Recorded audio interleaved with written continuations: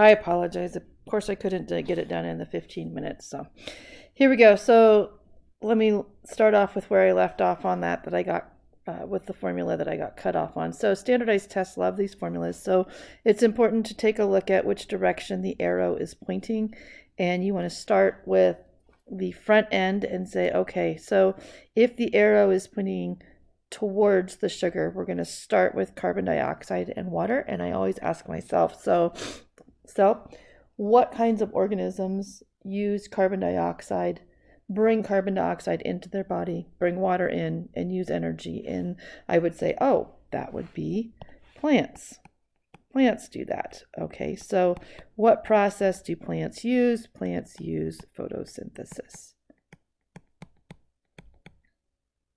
Okay, if the arrow is pointing maybe the other direction, okay, it's coming back this way because it can go either way, then I'd say, oh, starting on the dull side, I'd say, oh, what kind of things consume sugar or take in sugar and oxygen? Oh, we do that. So this would be, if it's going the other direction, this would be cellular respiration.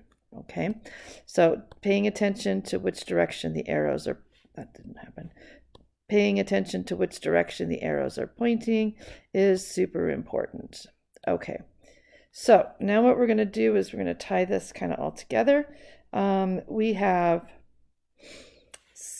the sun coming down into solar energy and making sugar through the process of photosynthesis. Okay, then we have our cow that comes along and produces or eats,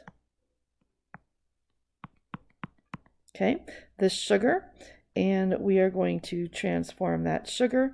Some of it will be used for ATP, okay, in order to, there we go, in order to make the cow, that didn't work, there we go, ATP, in order to make the cow move.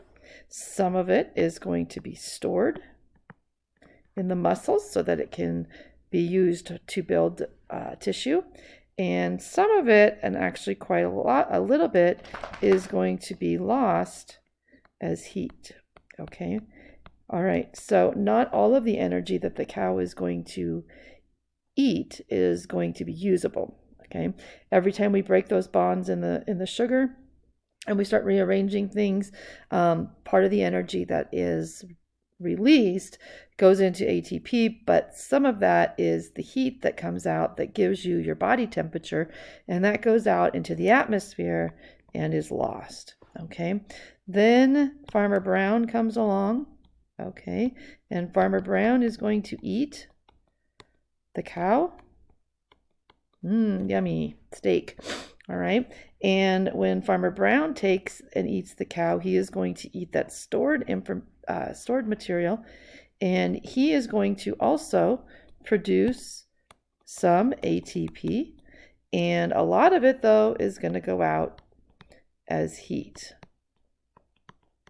Okay, so this is our entropy, is every time this energy transfers from one organism to another, some of that energy is lost to the environment. Okay, all right. So I almost had it all done here, but a couple of things. So where does this cellular respiration take place? It takes place where we produce ATP, we produce energy. That is in the mitochondria. And where does this photosynthesis take place? It takes place in the chloroplasts of plants.